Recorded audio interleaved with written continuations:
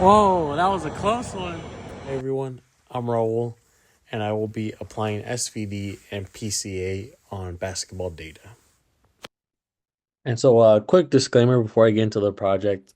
Sorry to anyone who's not familiar with the rules of basketball. Um, due to time constraints, I don't really go into much detail into the basics. So the National Basketball Association, the NBA, awards a Most Valuable Player award or MVP award for each season of play. We could apply SVD and PCA to the statistics of the past winners for an insight into what it takes to win the MVP.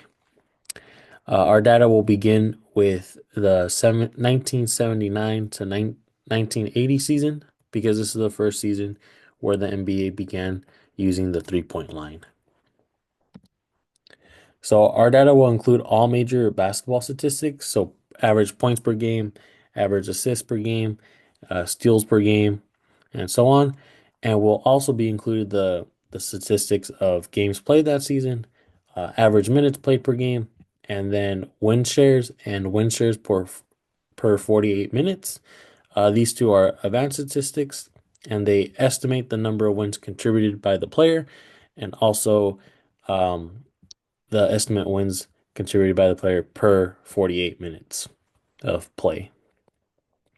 So a quick snapshot of our data.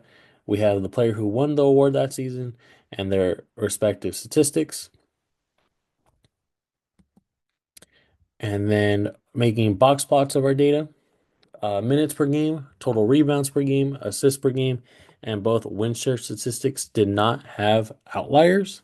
So they look like this graph on the right, where this is the box plot of minutes played per game, right?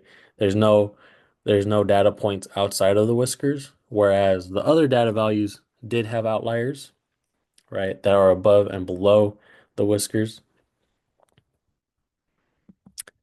And so also considering the fact that our data has different scales, we could standardize our data before applying PCA. And then after applying PCA, we see that if we use 6 principal components, we capture almost 90% of the variance. So we don't really need those remaining 4 principal components. And then taking a deeper look into the principal components, we could see in the linear combination that no single statistic was extremely important. All statistics were used to the relatively the same degree. With PCA, however, we can see the performances of the MVP winners and see if they had similar seasons. Right. So if we cluster the data, uh, Mr. Ruben Reyes, how many clusters do you see in the picture? Thank you. I also think it's 3. I also have to give props to Ruben that he noticed in basketball there's 5 positions, and he realized that over here on the left we had a cluster of point guards, and so I think this is also worth considering that style of play. Uh, the players are clustered according to their style of play, right? So we have point guards over here. We have overlap between small forwards and the green dots, the shooting guards. And over here in the other cluster, we had mostly red dots, power forwards, and centers. So very cool, worth mentioning. And so I think it's very important to mention a source of bias.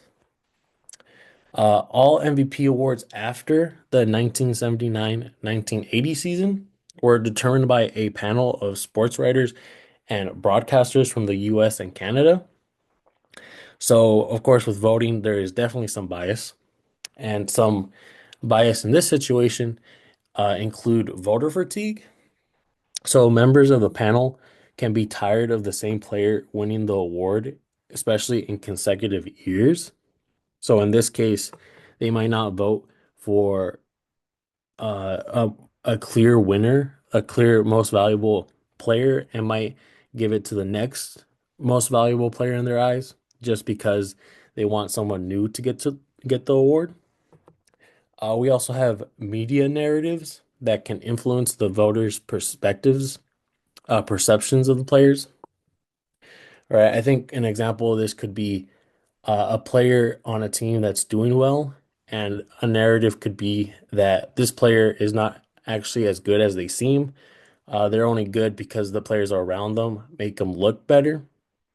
So these are some examples of the biases, especially in the process of how the MVP award is determined. And then conclusion, with large data sets, uh, there's a roughly 400 players in the NBA, each with their own statistics, and then multiple years. The NBA has large data sets, which are great for SVD and PCA. Yeah, this was just one question. Considering the data, there's definitely a lot more possibilities. And we found that there's no single statistic that will guarantee the MVP award. And then we also found that players who had similar MVP seasons were clustered closer together. And for future work, I thought it would be interesting to investigate if we include all players. Is there a large distinction between players who won the MVP and all other players to see if there's like a large gap in what we say are the best players and the worst players? And that is my project. Thank you so much for listening, and a special thanks to Elizabeth for filming my live action portions.